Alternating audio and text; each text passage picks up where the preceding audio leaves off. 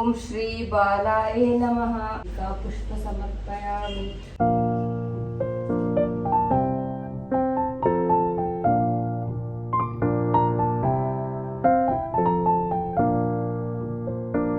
Hi all, welcome back to my YouTube channel. So ನಾನಿವತ್ತು first Mangalagauri ವ್ರತದ್ದು vlog ಮಾಡ್ತಾ ಇದ್ದೀನಿ. ಸೊ ಮಂಗಳಗೌರಿ ವ್ರತದ ವ್ಲಾಗೇ ನಂದು ಫಸ್ಟ್ ಟೈಮ್ ನನ್ನ ಚಾನಲಲ್ಲಿ. ಚಾನಲ್ ಸ್ಟಾರ್ಟ್ ಆದಮೇಲೆ ಫಸ್ಟ್ ಟೈಮ್ ನನಗೆ ವ್ರತದ್ದು ವ್ಲಾಗ್ ಮಾಡೋಕ್ಕೆ ಸಿಗ್ತಾ ಇರೋದು. ಸೊ ತುಂಬ ಖುಷಿ ಆಗ್ತಾ ಇದೆ. ನೋಡೋಣ ವ್ರತ ಹೇಗೆ ಹೋಗುತ್ತೆ ಇವತ್ತು ಅಂತ. ಸೊ ಸ್ವಲ್ಪ ಬೇಗ ಎದ್ದಿದ್ದೀನಿ. ಗಂಟೆ ಐ ಥಿಂಕ್ 6 ಗಂಟೆ ಆಗಿದೆ ಇವಾಗ. ಸ್ವಲ್ಪ ಮನೆಯೆಲ್ಲ ಮತ್ತೆ ಒಂದು ಸ್ವಲ್ಪ ಕ್ಲೀನ್ ಮಾಡಿಕೊಂಡು ಮತ್ತೆ ಕಂಟಿನ್ಯೂ ಮಾಡಬೇಕು ಪೂಜೆದೆಲ್ಲ.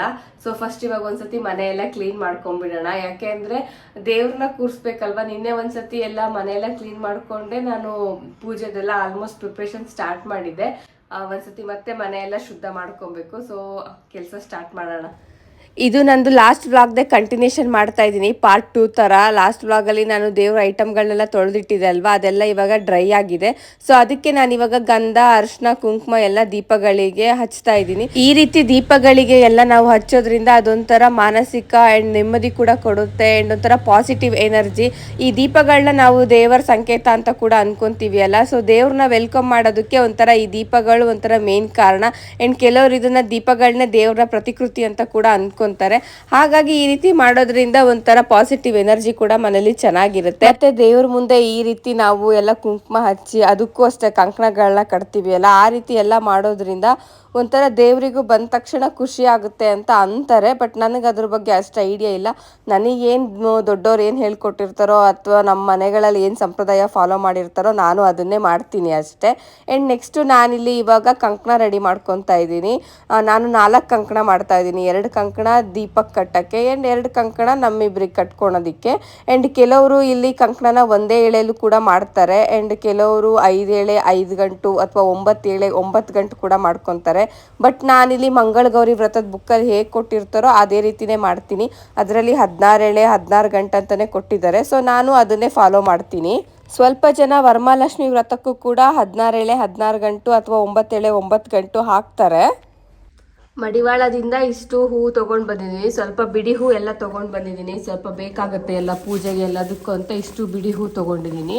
ಆ್ಯಂಡ್ ಒಂದು ಸ್ವಲ್ಪ ಮಲ್ಲಿಗೆ ಹೂವು ಆ್ಯಂಡ್ ಇನ್ನೊಂದು ಸ್ವಲ್ಪ ಕನಕಾಂಬರ ಹಾರ ಆ್ಯಂಡ್ ಅದು ಒಂದು ಸ್ವಲ್ಪ ಬಿಡಿ ಹೂವು ಆ್ಯಂಡ್ ಇದು ವೀಳ್ಯದೆಲೆ.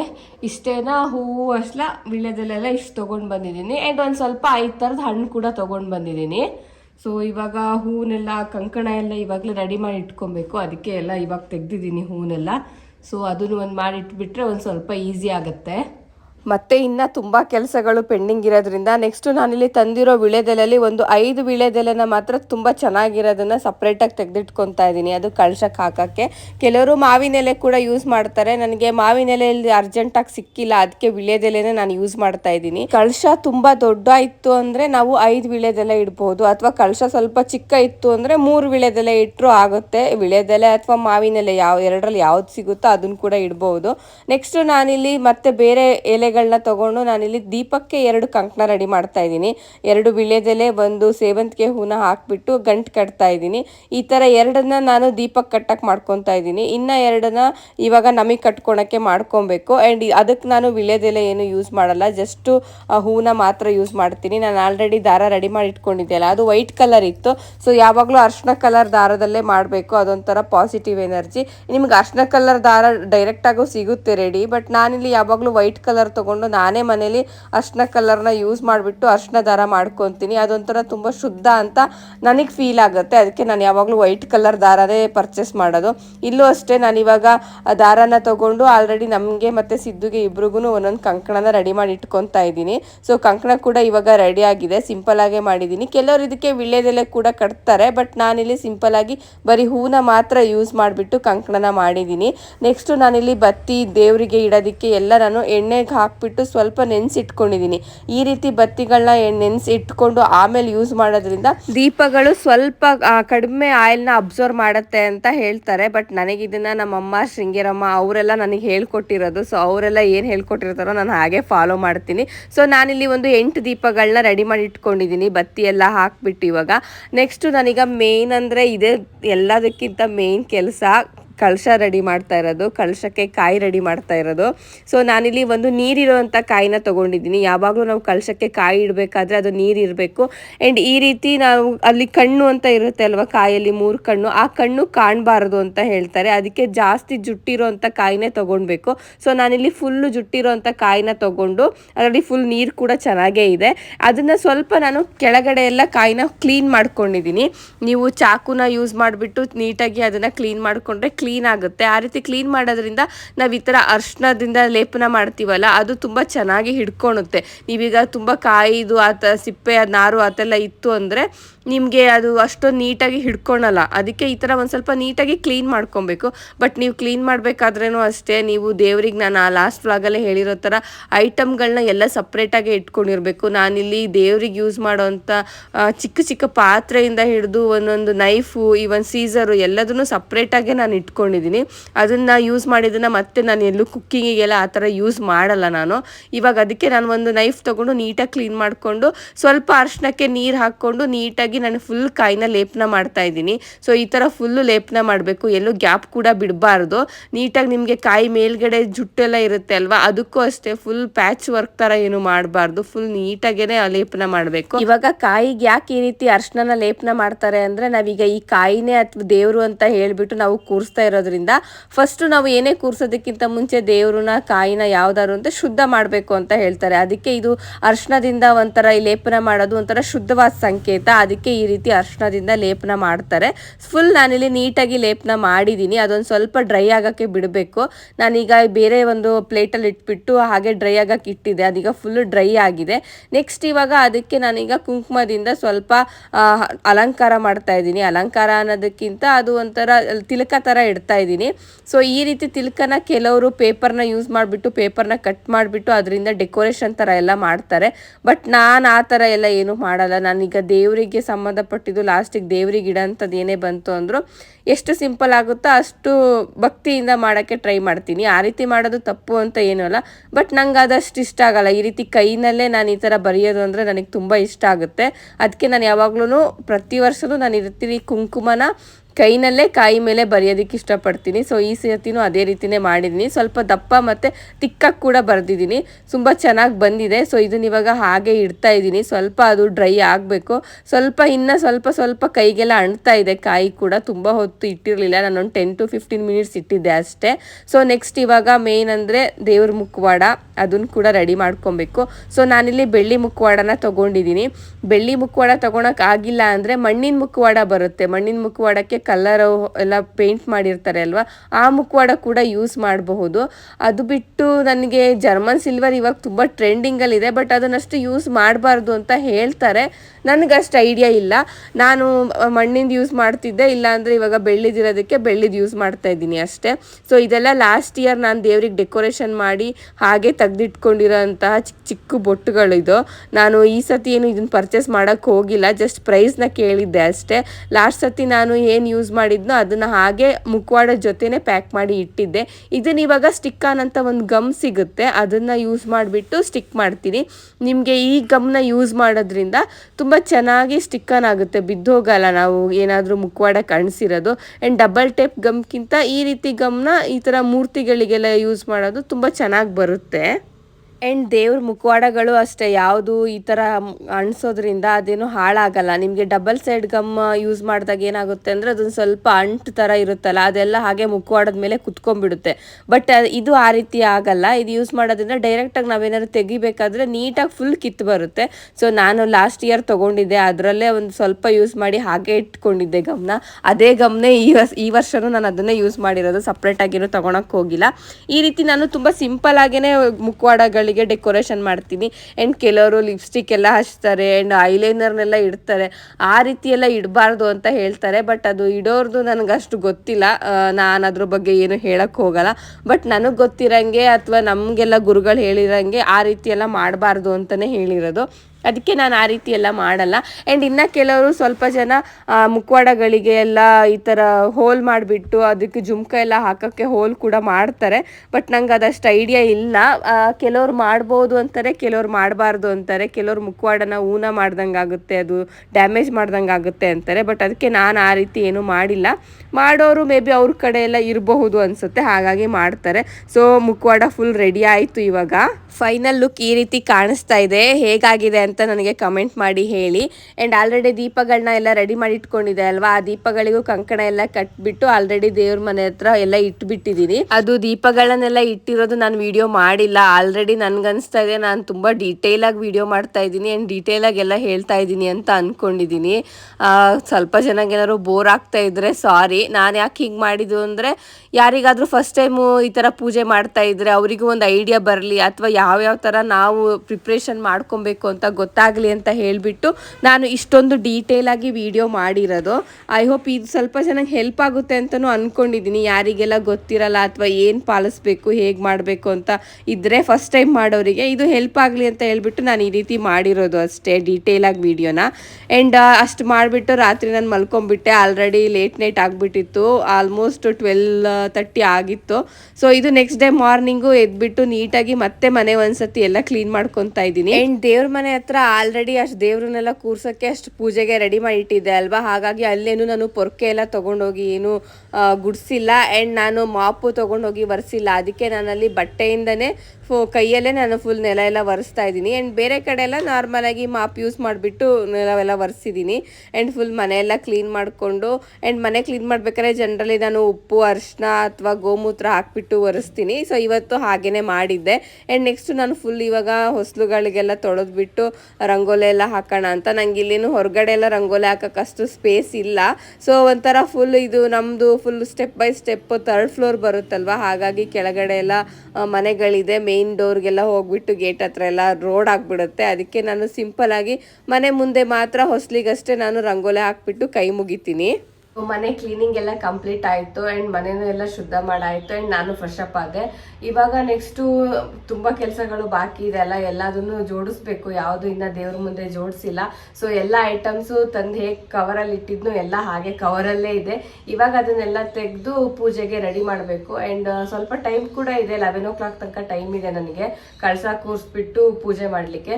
ಸೊ ಅಷ್ಟರೊಳಗಡೆ ಎಲ್ಲ ಪ್ರಿಪ್ರೇಷನ್ಸು ಕಂಪ್ಲೀಟ್ ಮಾಡ್ಕೊಂಡ್ಬಿಡ್ಬೇಕು. ಸೊ ಇವಾಗೆಲ್ಲ ಒಂದೊಂದೇ ಐಟಮ್ಸ್ನೆಲ್ಲ ತೆಗೆದ್ಬಿಟ್ಟು ಜೋಡಿಸೋಣ ಅಂತ ಅಂದ್ಕೊಂಡಿದ್ದೀನಿ. ಸೊ ಸ್ಟಾರ್ಟ್ ಮಾಡೋಣ. ನೈಟ್ ನಾನು ಮೇಲ್ಗಡೆ ವಾಲ್ಗೆಲ್ಲ ಅಷ್ಟೇ ಸ್ವಲ್ಪ ಲೈಟ್ನ ಹಾಕಿದ್ದೆ ಅಷ್ಟೇ. ದೇವರಿಗೆಲ್ಲ ಏನು ನಾನು ಲೈಟ್ ಹಾಕಿರಲಿಲ್ಲ. ಆ್ಯಂಡ್ ತುಂಬ ಲೇಟ್ ನೈಟ್ ಆಗಿಬಿಟ್ಟಿತ್ತು ಅಲ್ವಾ, ಬೆಳಗ್ಗೆನೇ ಒಂದ್ಸತಿ ಮತ್ತೆ ಫ್ರೆಶ್ ಅಪ್ ಆದಮೇಲೆ ದೇವರಿಗೆಲ್ಲ ಲೈಟ್ ಹಾಕೋಣ ಅಂತ ಹೇಳ್ಬಿಟ್ಟು ರಾತ್ರಿ ನಾನೇನು ಮುಟ್ಟಕ್ಕೆ ಹೋಗಿರಲಿಲ್ಲ.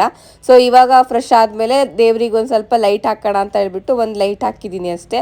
ಸಿಂಪಲ್ಲಾಗಿ ಒಂದು ಫುಲ್ ವಯರ್ನ ಕವರ್ ಮಾಡಿಬಿಟ್ಟು ಕಲರ್ ಥರ ಬರೋ ಥರ ಹಾಕಿದ್ದೀನಿ. ಆ್ಯಂಡ್ ನೆಕ್ಸ್ಟ್ ಇವಾಗ ನಾನು ಒಂದು ಅರಿಶಿನ ಪುಡಿಯಿಂದನೇ ಗೌರಿ ಉಂಡೆ ಅಂತ ಮಾಡ್ಕೊತೀವಿ. ಇವಾಗ ಹಳ್ಳಿ ಕಡೆ ಊರಲ್ಲೆಲ್ಲ ಆದರೆ ನಾವು ಸಗಣಿ ಉಂಡೆನ ಗಣಪತಿ ಉಂಡೆ ಅಂತ ಇಡ್ತೀವಲ್ಲ, ಅದೇ ರೀತಿ ಇಲ್ಲಿ ನಾನು ಗೌರಿ ಉಂಡೆ ಮಾಡ್ತಾ ಇದ್ದೀನಿ. ನೀವು ಗೌರಿನ ಸಪ್ರೇಟಾಗಿ ಕೂರಿಸಿದ್ರು ಚಿಕ್ಕದೊಂದು ಫುಲ್ ಅರ್ಶನದಿಂದ ಗೌರಿ ಉಂಡೆ ಮಾಡಿ ಇಟ್ಟರೆ ಅದು ತುಂಬ ಶ್ರೇಷ್ಠ ಅಂತ ಹೇಳ್ತಾರೆ. ಆ್ಯಂಡ್ ಪದ್ಧತಿ ಪ್ರಕಾರ ಅದನ್ನು ಕೂಡ ಮಾಡ್ತಾರೆ. ನಾನು ಮಾಡ್ತೀನಿ, ಬಟ್ ಇದು ಎಲ್ಲರೂ ಮಾಡ್ತಾರ ಎಲ್ಲ ಗೊತ್ತಿಲ್ಲ, ನಾವು ಮಾಡ್ತೀವಿ. ಸೊ ಹಾಗಾಗಿ ನಾನು ಕೂಡ ಒಂದು ಗೌರಿ ಉಂಡೆನ ಇಲ್ಲಿ ಪ್ರಿಪೇರ್ ಮಾಡ್ತಾ ಇದ್ದೀನಿ. ಪ್ರಿಪೇರ್ ಮಾಡಿಬಿಟ್ಟು ಅದನ್ನು ಅಷ್ಟೇ ಸೈಡಲ್ಲಿ ಇಟ್ಕೊಳ್ಳೋಣ ಅಂತ. ಆ್ಯಂಡ್ ಬೇರೆ ಸಪ್ರೇಟಾಗಿ ಮತ್ತೆ ಗಣೇಶನ್ ಕೂಡ ಪೂಜೆ ಮಾಡ್ತೀವಿ ಕೂರಿಸ್ಬಿಟ್ಟು.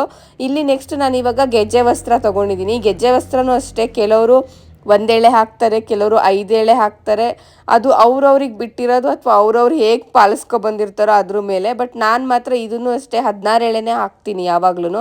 ಸೊ ಅದಕ್ಕೆ 16 ಎಳೆನೇ ಇವಾಗ ನಾನು ಕೌಂಟ್ ಮಾಡಿಕೊಂಡು 16 ಎಳೆ ಮಾಡ್ಕೊತಾ ಇದ್ದೀನಿ. ನಿಮಗೆ ಒಂದೇ ಗೆಜ್ಜೆ ವಸ್ತ್ರದಲ್ಲಿ 16 ಎಳೆ ಬರಲ್ಲ. ಸೊ 2-3 ಗೆಜ್ಜೆ ವಸ್ತ್ರಗಳನ್ನ ತೊಗೊಂಡು ನಾವು 16 ಎಳೆಗೆ ಕೌಂಟ್ ಮಾಡ್ಕೊಬೇಕಾಗುತ್ತೆ. ನಾವೇ ಅದನ್ನು ಸ್ವಲ್ಪ ನೀರು ಮುಟ್ಬಿಟ್ಟು 1 ಎಳೆಯಿಂದ 1 ಎಳೆಗೆ ಒಂದು ಸ್ವಲ್ಪ ಈ ಥರ ಪ್ರೆಸ್ ಮಾಡಿದ್ರೆ 16 ಎಳೆ ರೆಡಿ ಆಗುತ್ತೆ. ಬಟ್ ಕರೆಕ್ಟಾಗಿ ನೋಡ್ಕೊಬೇಕು, ಬಿಕಾಸ್ ಒಳ್ಳೆ ಕ್ವಾಲಿಟಿ ತೊಗೊಂಡಿಲ್ಲ ತಗೊಂಡಿಲ್ಲ ಅಂದರೆ ಅದು ಮಧ್ಯೆ ಮಧ್ಯೆ ಕಟ್ಟಾಗ್ತಾ ಹೋಗ್ಬಿಡುತ್ತೆ. ಸೊ ಹಂಗಾಗಿ ಸ್ವಲ್ಪ ಚೆನ್ನಾಗಿರೋ ಕ್ವಾಲಿಟಿನ ನೋಡಿ ಗೆಜ್ಜೆ ವಸ್ತ್ರ ತೊಗೊಳ್ಬೇಕು. ನಾನು ಈ ಸಲ ತೊಗೊಂಡಿರೋದು ಒಂದು ಚೆನ್ನಾಗಿತ್ತು, ಒಂದು ಚೆನ್ನಾಗಿರಲಿಲ್ಲ. ಅದಕ್ಕೆ ಒಂದು ಸ್ವಲ್ಪ ನಿಧಾನ ಮಾಡಿಕೊಂಡೆ. ಆ್ಯಂಡ್ ನೆಕ್ಸ್ಟು ನಾನಿಲ್ಲಿ ದೇವರಿಗೆ ತಾಳಿ ಕೂಡ ರೆಡಿ ಮಾಡಿ ಇಟ್ಕೊಂಡಿದ್ದೀನಿ. ನಿಮ್ಮ ಹತ್ರ ಏನಾದರೂ ಬಂಗಾರದ ತಾಳಿ ಇತ್ತು ಅಂದರೆ ದೇವರಿಗೆ ಅದನ್ನೇ ಯೂಸ್ ಮಾಡ್ಬೋದು. ಬಟ್ ನಾವು ಯೂಸ್ ಮಾಡಿದ್ದನ್ನು ಬೇಡ, ಸಪ್ರೇಟಾಗಿ ದೇವರಿಗೆ ಒಂದು ಬಂಗಾರದ ತಾಳಿ ಮಾಡಿಸಿಟ್ಕೊಂಡಿರ್ಬೇಕಾಗತ್ತೆ. ಅದು ಇಲ್ಲ ಅಂತ ಅಂದರೆ ನಿಮಗೆ ಅರ್ಶಿನ ದಾರದಲ್ಲಿ ಅರ್ಶಿನ ಕೊಂಬಿರುತ್ತೆ ಅಲ್ವಾ, ಅದನ್ನು ಕೂಡ ಹಾಕ್ಬಿಟ್ಟು ದೇವರಿಗೆ ತಾಳಿ ರೆಡಿ ಮಾಡ್ಕೊಬೋದು. ನನ್ನ ಹತ್ರ ಸಪ್ರೇಟಾಗಿ ಬಂಗಾರದ ತಾಳಿ ಇದೆ, ಹಾಗಾಗಿ ಅದನ್ನೇ ಸಪ್ರೇಟ್ ಮಾಡಿ ಇಟ್ಕೊಂಡಿದ್ದೀನಿ. ಆ್ಯಂಡ್ ನೆಕ್ಸ್ಟ್ ಇವಾಗ ಇನ್ನು ಏನು ಕೆಲಸ ಇದೆ ಅಂತಲೇ ನಾನು ಯೋಚನೆ ಮಾಡ್ತಾ ಇದ್ದೆ. ಆ್ಯಂಡ್ ದೇವ್ರದ್ದು ಹೂವೆಲ್ಲ ತಂದಿದ್ದೆ ಅಲ್ವಾ, ರಾತ್ರಿ ಅದನ್ನೆಲ್ಲ ಫ್ರಿಜ್ಜಲ್ಲಿ ಇಟ್ಟಿದ್ದೆ. ಆ್ಯಂಡ್ ಇವಾಗ ಅದನ್ನೆಲ್ಲ ಮತ್ತೆ ತಕ್ಕೊಂಡು ಬಂದು ಹೊರಗಡೆ ಇಟ್ಟಿದ್ದೆ. ಈಗ ಅದನ್ನೆಲ್ಲ ಮತ್ತೆ ಪ್ಲೇಟಿಗೆ ಹಾಕ್ಬಿಟ್ಟು ರೆಡಿ ಮಾಡ್ಕೊತಾ ಇದ್ದೀನಿ. ಹೂವು ನೋಡೋಕೆ ಒಂದು ಸ್ವಲ್ಪ ಜಾಸ್ತಿ ಅಂತಲೇ ಅನಿಸುತ್ತೆ, ಬಟ್ ನನಗಲ್ಲಿ ಹೂವಿಂದನೂ ಸ್ವಲ್ಪ ಅರ್ಚನೆ ಮಾಡಬೇಕಾಗುತ್ತೆ, ಪುಷ್ಪಾರ್ಚನೆ ಅಂತ. ಹಾಗಾಗಿ ಸ್ವಲ್ಪ ಹೂವು ಕೂಡ ಜಾಸ್ತಿನೇ ತೊಗೊಂಡು ಬಂದಿದ್ದೀನಿ, ಬಿಡಿ ಹೂಗಳು. ಬಟ್ ನಾನು ಕಟ್ಟಿರೋ ಹೂಗಳು ಮಾತ್ರ 2 ಮಾತ್ರ ತಂದಿದ್ದೀನಿ. ಸ್ವಲ್ಪ ಕನಕಾಂಬ್ರ ಮತ್ತು ಒಂದು ಸ್ವಲ್ಪ ಮಲ್ಲಿಗೆ ಹೂನ ತೊಗೊಂಡಿದ್ದೀನಿ. ಆ್ಯಂಡ್ ಗಣಪತಿಗೂ ಫಸ್ಟ್ ಪೂಜೆ ಮಾಡಬೇಕಲ್ವ, ಸೊ ಗಣಪತಿ ಪೂಜೆಗೂ ಫಸ್ಟು ದೂರ್ವೇ ತೊಗೊಂಡು ಬಂದಿದ್ದೀನಿ. ಅದು ಕೂಡ ಅಲ್ಲೇ ಸಿಕ್ತು ನನಗೆ ಮಡಿವಾಳದಲ್ಲೇ. ನೆಕ್ಸ್ಟ್ ನಾನಿಲ್ಲಿ 1 ಕಟ್ಟು ಬಿಲ್ವ ಪತ್ರೆ ತೊಗೊಂಡು ಬಂದಿದ್ದೀನಿ. ಬಿಲ್ವ ಪತ್ರೆನೂ ಅಷ್ಟೇ ಗೌರಿಗೂ ತುಂಬ ಪ್ರಿಯವಾದದ್ದು, ಶಿವಂಗೂ ತುಂಬ ಪ್ರಿಯವಾದದ್ದು. ಸೊ ಅದರಲ್ಲಿ 3 ಇರೋಂಥದ್ದನ್ನು ತೆಗೆದ್ಬಿಟ್ಟು ನೀಟಾಗಿ 108ನ ರೆಡಿ ಮಾಡ್ಕೊತಾ ಇದ್ದೀನಿ. ನಾನಲ್ಲಿ 108 ಸತಿ ಮಂತ್ರಗಳನ್ನ ಹೇಳಿಬಿಟ್ಟು 108 ಸತಿ ಬಿಲ್ಪತ್ರೆಯಿಂದ ನಾನು ದೇವರಿಗೆ ಅರ್ಚನೆ ಕೂಡ ಮಾಡಬೇಕು. ಸೊ ಹಾಗಾಗಿ ಬಿಲ್ಪತ್ರೆ ಎಲೆಗಳನ್ನ ಕೂಡ ತಂದ್ಕೊಂಡಿದ್ದೀನಿ. ಅದರಲ್ಲೂ ಕೆಲವೊಂದು ತುಂಬ ಚೆನ್ನಾಗಿತ್ತು, ಇಲ್ಲಿ ಕೆಲವೊಂದು ಚೆನ್ನಾಗಿಲ್ಲ. ಊರಲ್ಲಾದರೆ ನಮ್ಗೆ ಅಲ್ಲೇ ಮರಗಳಿರುತ್ತೆ, ಅಲ್ಲಿಂದನೇ ನಾವೇ ಕಟ್ ಮಾಡ್ಕೊಂಡು ತೊಗೊಂಬರ್ತೀವಿ. ಬಟ್ ಇಲ್ಲಿ ಇಷ್ಟು ಚಿಕ್ಕದು ಒಂದು ಚಿಕ್ಕ ಕಟ್ಟಿಗೆ ನಾನು 50 ರೂಪಾಯಿ ಕೊಟ್ಟಿದ್ದೀನಿ ಬಿಲ್ಪತ್ರೆಗೆ. ನಮ್ಮ ಮನೇಲಿ ಹೇಳಿದ್ದಕ್ಕೆ ಇಲ್ಲಿ ಫ್ರೀಯಾಗಿ ಸಿಕ್ತಿತ್ತಲ್ಲ ಅಂತ ಹೇಳ್ತಾ ಇದ್ರು. ಬಟ್ ಏನು ಮಾಡೋದು, ಬೆಂಗಳೂರಲ್ಲಿ ಏನು ಮಾಡೋಕ್ಕೆ ಬರಲ್ಲ. ನೆಕ್ಸ್ಟು ನಾನಿಲ್ಲಿ ದೇವರಿಗೆ ಮಡ್ಲಕ್ಕಿ ರೆಡಿ ಮಾಡ್ಕೊತಾ ಇದ್ದೀನಿ. ವರಮಹಾಲಕ್ಷ್ಮಿಗೆ ಕೆಲವರು ಸ್ಯಾರಿ ಇಡ್ತಾರೆ ಮತ್ತು ಬ್ಲೌಸ್ ಪೀಸು ಕೂಡ ಇಡ್ತಾರೆ. ಬಟ್ ನಾನಿಲ್ಲಿ ಯಾವಾಗಲೂ ಮಂಗಳಗೌರಿಗೆ ಬ್ಲೌಸ್ ಪೀಸೇ ಇಡೋದು ನಾನು ಮಡ್ಲಕ್ಕಿಗೆ. ಸೊ ಒಂದು ಬ್ಲೌಸ್ ಪೀಸು, 2 ವೀಳ್ಯದೆಲೆ, ಸ್ವಲ್ಪ ಅಡಿಕೆ, ಸ್ವಲ್ಪ ಅಕ್ಕಿ ಮತ್ತು ಒಂದು ಬಾಗಿನ ಸೆಟ್ಟು ಆ್ಯಂಡ್ ₹1 ಅಥವಾ ಎಷ್ಟಾಗುತ್ತೋ 101 ರೂಪಾಯಿ ಒಳಗಡೆ ಎಷ್ಟಿಟ್ರೂ ನಡೆಯುತ್ತೆ. ನಾನಿಲ್ಲಿ ಒಂದು 5 ರೂಪಾಯಿದೊಂದು ಕಾಯಿನ್ ಇಟ್ಟಿದ್ದೀನಿ ಅಷ್ಟೇ. ಆ್ಯಂಡ್ ಒಂದು ಸ್ವಲ್ಪ ಬಳೆ ಆ್ಯಂಡ್ ಕೆಂಪು ಕಲರ್ ಹೂವು ಆ್ಯಂಡ್ 5 ಥರದ ಹಣ್ಣು ಇಡ್ತಾ ಇದ್ದೀನಿ ನಾನಿಲ್ಲಿ. ನೀವು ಪೂಜೆಗೆ 5 ಥರದ ಹಣ್ಣು ಅಥವಾ 3 ಥರದ್ದು ಯಾವುದಾದ್ರೂ ಹಣ್ಣುಗಳನ್ನ ಯೂಸ್ ಮಾಡ್ಬೋದು. ನಾನಿಲ್ಲಿ 5 ಥರದ್ದು ಎಲ್ಲ ಒಂದೊಂದು ಹಣ್ಣುಗಳನ್ನ ಒಂದು ತಟ್ಟೆಲಿ ಇಡ್ತಾ ಇದ್ದೀನಿ ಮಡ್ಲಕ್ಕಿಗೆ ಅಂತ. ಆ್ಯಂಡ್ ನೆಕ್ಸ್ಟು ನಾನಿಲ್ಲಿ ಕೊಬ್ಬರಿ ಇಡ್ತಾ ಇದ್ದೀನಿ. ಕೊಬ್ಬರಿಗೆ ಕೆಲವರು ಡ್ರೈ ಫ್ರೂಟ್ಸ್ ಹಾಕ್ತಾರೆ, ಇನ್ನು ಕೆಲವರು ಬೆಲ್ಲದ ಹಚ್ಚು ಕೂಡ ಇಡ್ತಾರೆ. ಬಟ್ ನಾನಿಲ್ಲಿ ಯಾವಾಗಲೂ ಡ್ರೈ ಫ್ರೂಟ್ಸೇ ಇಡೋದು, ಬೆಲ್ಲದ ಹಚ್ಚು ಇಡಲ್ಲ. ವರಮಹಾಲಕ್ಷ್ಮಿಗಷ್ಟೇ ಬೆಲ್ಲದ ಹಚ್ಚು ಇಡ್ತೀವಿ. ಅದಕ್ಕೆ ನಾನಿಲ್ಲಿ ಜಸ್ಟ್ ಡ್ರೈ ಫ್ರೂಟ್ಸು ಮತ್ತು ಕೊಬ್ಬರಿನ ಇಟ್ಬಿಟ್ಟು ಮಡ್ಲಕ್ಕಿ ಕೂಡ ರೆಡಿ ಮಾಡಿಕೊಂಡೆ. ಆ್ಯಂಡ್ ನೆಕ್ಸ್ಟ್ ಪೂಜೆ ಕೂಡ ಹಣ್ಣುಗಳನ್ನು ಅಷ್ಟೇ ಮತ್ತೆ ಒಂದು ಪ್ಲೇಟ್ಗೆ ಸಪ್ರೇಟಾಗಿ ಇಟ್ಕೊಂಡಿದ್ದೀನಿ. ಇದು ಅಷ್ಟೇ, ನೀವು 5 ಥರದ ಹಣ್ಣು ಯೂಸ್ ಮಾಡ್ಬೋದು ಅಥವಾ 3 ಥರದ ಹಣ್ಣು ಯೂಸ್ ಮಾಡ್ಬೋದು. ಇನ್ನು ನಿಮ್ಮ ಕೈಯಲ್ಲಿ ಆಗುತ್ತೆ ಚೆನ್ನಾಗಿ ಅಂದರೆ 9 ಥರದ ಹಣ್ಣು ಕೂಡ ಯೂಸ್ ಮಾಡ್ಬೋದು.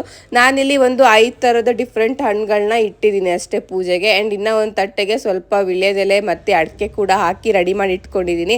ನೆಕ್ಸ್ಟು ನಾನು ಸಂಜೆ ಇವಾಗ ಮನೆಗೆ ಮುತ್ತೈದೆಯರು ಬರ್ತಾರಲ್ವಾ ಅರ್ಶಿನ ಕುಂಕುಮಕ್ಕೆ, ಅವರಿಗಂತ ಹೇಳಿಬಿಟ್ಟು ಬ್ಲೌಸ್ ಪೀಸ್ನು ಅಷ್ಟೇ ಒಂದು ತಟ್ಟೆಗೆ ಹಾಕಿ ಇಟ್ಕೊಂಡಿದ್ದೀನಿ. ಇಲ್ಲಿ ಬೆಂಗಳೂರಲ್ಲಿ ನನಗೆ ಯಾರು ಜಾಸ್ತಿ ಜನ ಬರಲ್ಲ, ಒಂದು 3 ಜನ ಬರ್ತಾರಷ್ಟೇ ನನಗೆ ಸಂಜೆ ಕುಂಕುಮಕ್ಕೆ.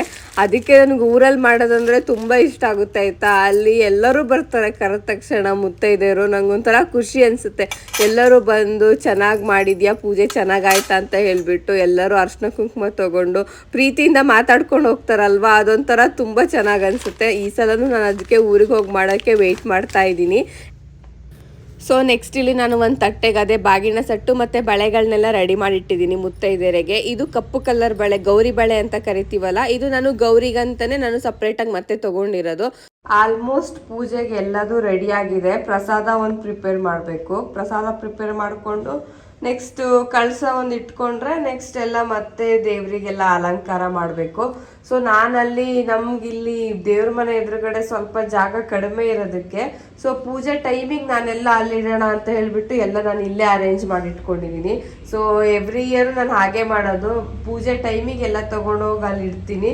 ಫಸ್ಟ್ ಎಲ್ಲ ನಾನು ಇಲ್ಲೇ ಮಾಡಿ ಇಟ್ಕೊತೀನಿ, ಇಲ್ಲಾಂದ್ರೆ ಅಲ್ಲಿ ಓಡಾಡೋಕ್ಕಷ್ಟು ಜಾಗ ಸಾಕಾಗಲ್ಲ ಅಂತ.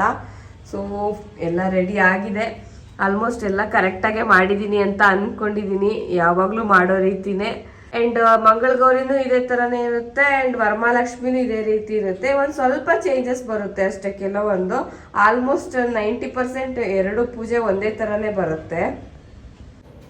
ಸಿದ್ದು ಸ್ನಾನಕ್ಕೆ ಹೋಗಿದ್ದಾರೆ. ಸೊ ಅವನು ಸ್ನಾನ ಆಗಿ ಬರೋದ್ರೊಳಗಡೆ ನಾನು ಪ್ರಸಾದ ಒಂದು ಪ್ರಿಪೇರ್ ಮಾಡಿ ಇಟ್ಕೊಂಡ್ಬಿಟ್ರೆ ಸೊ ನೆಕ್ಸ್ಟ್ ನಾನು ರೆಡಿ ಆದ್ರೆ ಪೂಜೆ ಮಾಡೋದಕ್ಕೆ ಕರೆಕ್ಟ್ ಆಗುತ್ತೆ. ಸೊ ಅದಕ್ಕೆ ಇವಾಗ ಪ್ರಸಾದ ಮಾಡೋಣ ಅನ್ಕೊಂಡಿದೀನಿ. ನಾರ್ಮಲಿ ಒಬ್ಬೊಬ್ರು ಒಂದೊಂದರ ಪ್ರಸಾದ ಮಾಡ್ತಾರೆ. ಕೆಲವರು ಕಡ್ಲೆಕಾಯಿ ಇಡ್ತಾರೆ ಅಥವಾ ಹಾಲು ಮೊಸರು ಡ್ರೈ ಫ್ರೂಟ್ಸ್ ಎಲ್ಲ ಸೇರಿಸ್ಬಿಟ್ಟು ಕೆಲವರು ಪ್ರಸಾದ ಮಾಡ್ತಾರೆ. ಬಟ್ ನಾವು ಫಸ್ಟ್ ಇಂದನೂ ಸಪಾತ್ ಪಕ್ಷನೇ ಮಾಡ್ಕೊಂಡು ಬಂದಿರೋದು. ಅದಕ್ಕೆ ನಾನು ಇವತ್ತು ಸಪಾತ್ ಪಕ್ಷನೇ ಮಾಡ್ತಾ ಇದ್ದೀನಿ ನೈವೇದ್ಯಕ್ಕೆ. ಸೊ ಅದನ್ನೊಂದು ಬೇಗ ಪ್ರಿಪೇರ್ ಮಾಡ್ಕೊಂಡ್ಬಿಡ್ಬೇಕು ಇವಾಗ.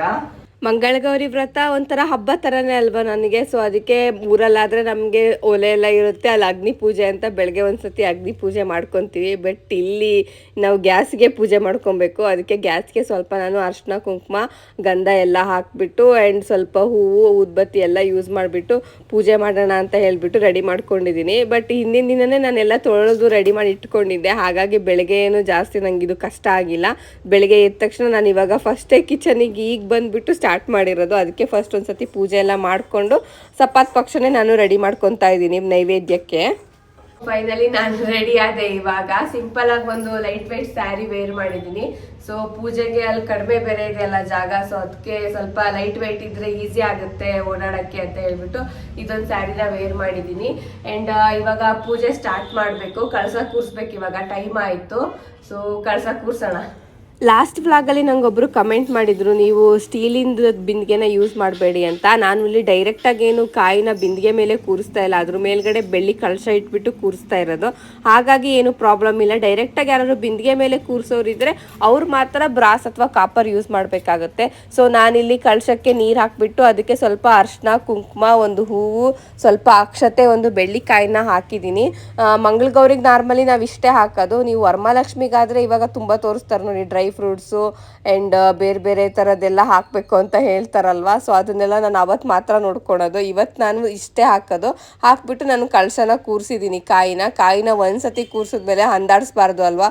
ಅದಕ್ಕೆ ಒಂದು ಸ್ವಲ್ಪ ಕಾನ್ಷಿಯಸ್ ಆಗಿ ಅದ್ರ ಕಡೆನೇ ಗಮನ ಕೊಟ್ಟು ನಾನು ಕಾಯಿನ ಕೂರಿಸಿದ್ದೆ. ಆ್ಯಂಡ್ ಮುಖವಾಡ ಕೂಡ ಹಾಕಿ ದೇವರಿಗೂ ಅರಿಶಿನ ಕುಂಕುಮ ಎಲ್ಲ ಇಡಿಸ್ಬಿಟ್ಟು ಹೂವು ಎಲ್ಲ ಹಾಕಿ ಇವಾಗ ಬಳೆ ಕೂಡ ತೊಗೊಂಡಿದ್ದೆ ಅಲ್ಲ, ಗೌರಿ ಬಳೆ ಕೂಡ ಹಾಕ್ಬಿಟ್ಟು ಫುಲ್ನ ದೇವ್ರನ್ನ ರೆಡಿ ಮಾಡಿದ್ದೀನಿ. ಸೊ ನಾನು ಯಾವಾಗಲೂ ಇದೇ ರೀತಿನೇ ಮಾಡೋದು. ಸೊ ಈ ಸಾತಿನೂ ಅದೇ ರೀತಿನೇ ಮಾಡಿದ್ದೀನಿ. ಜಾಸ್ತಿನೂ ಮಾಡಿಲ್ಲ, ಸೊ ಕಡಿಮೆನೂ ಮಾಡಿಲ್ಲ. ಸಿಂಪಲಾಗಿ ಯಾವಾಗಲೂ ಮಾಡೋ ರೀತಿನೇ ಮಾಡಿದ್ದೀನಿ. ಡೆಕೋರೇಷನ್ ಎಲ್ಲ ಹೇಗಾಗಿದೆ, ದೇವಿ ಹೇಗೆ ಕಾಣಿಸ್ತಾ ಇದ್ದಾರೆ ಅಂತ ಕಮೆಂಟ್ ಮಾಡಿ ಹೇಳಿ ನನಗೆ. ಆ್ಯಂಡ್ ಚೆನ್ನಾಗಿ ಮಾಡಿದ್ದೀನಿ ಅಂತ ನಾನು ಅಂದ್ಕೊಂಡಿದ್ದೀನಿ. ನೆಕ್ಸ್ಟು ನಾವಿಲ್ಲಿ ಇವಾಗ ಕಂಕಣ ಕಟ್ಕೊಬೇಕಲ್ಲ, ಅದಕ್ಕೆ ಸಿದ್ದುಗೆ ವೆಯ್ಟ್ ಮಾಡ್ತಾಯಿದ್ದೆ. ಸಿದ್ದು ನೋಡಿದ್ರೆ ಬಂದು ಏನೋ ಯಾವುದೋ ಬ್ಯುಸಿ ಅನಿಸುತ್ತೆ, ಫೋನೇ ನೋಡ್ತಾ ಇದ್ರು.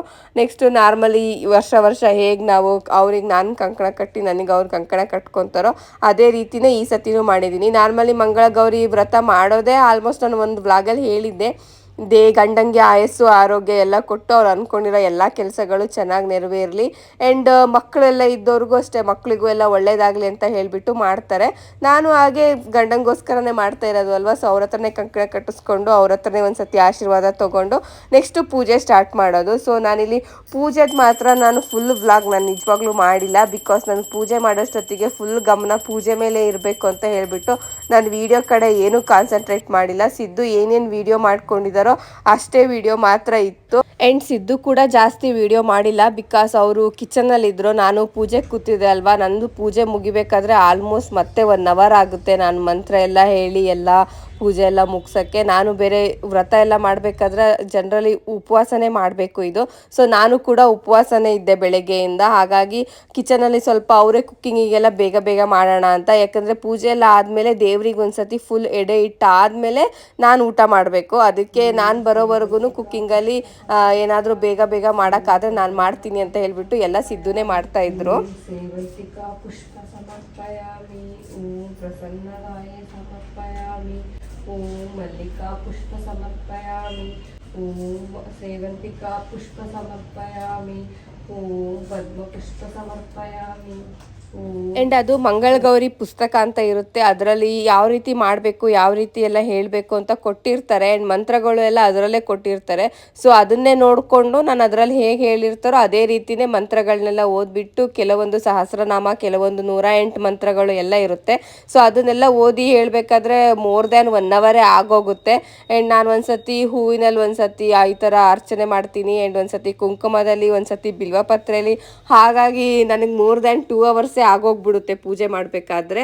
ಆ್ಯಂಡ್ ಈ ರೀತಿ ಎಲ್ಲ ಪೂಜೆ ಮಾಡಿ ಲಾಸ್ಟಿಗೆ ಅದರಲ್ಲಿ ಮಂಗಳಗೌರಿ ಕತೆ ಅಂತ ಕೂಡ ಇರುತ್ತೆ. ಈಗ ಹೆಂಗೋ ವರಮಹಾಲಕ್ಷ್ಮಿ ಬುಕ್ಕಲ್ಲಿ ಲಾಸ್ಟಿಗೆ ಕತೆ ಅಂತ ಇರುತ್ತಲ್ಲ, ಅದೇ ರೀತಿನೇ ಮಂಗಳಗೌರಿ ಬುಕ್ಕಲ್ಲೂ ಇರುತ್ತೆ. ಆ ಕತೆನೂ ಒಂದ್ಸತಿ ಫುಲ್ ಓದಬೇಕು. ಸೊ ಅಷ್ಟೆಲ್ಲ ಓದಿ ಮಾಡೋ ತನಕ ನನಗೆ ತುಂಬ ಟೈಮ್ ಆಗೋಯ್ತು. ಸ್ವಲ್ಪ ವಿಡಿಯೋ ಅಷ್ಟೇ ಸಿದ್ದು ಮಾಡ್ಕೊಂಡಿದ್ರು, ಅದನ್ನು ಮಾತ್ರ ನಾನಿಲ್ಲಿ ಅಪ್ಲೋಡ್ ಮಾಡಿದ್ದೀನಿ.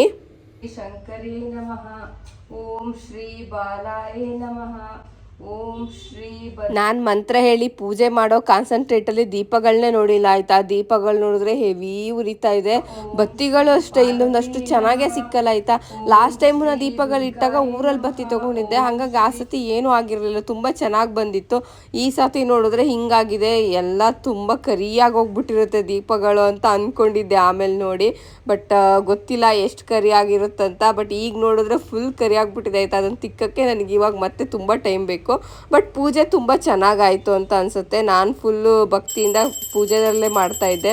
ವಿಡಿಯೋ ಎಲ್ಲ ಪಾಪ ಮಧ್ಯೆ ನಾನು ಈ ಥರ ಏನಾದರೂ ಪೂಜೆ ಮಾಡಬೇಕಾದ್ರೆ ಸಿದ್ದುನೇ ಬಂದುಬಿಟ್ಟು ಸ್ವಲ್ಪ ವಿಡಿಯೋ ಎಲ್ಲ ಮಾಡಿಕೊಂಡ್ರು.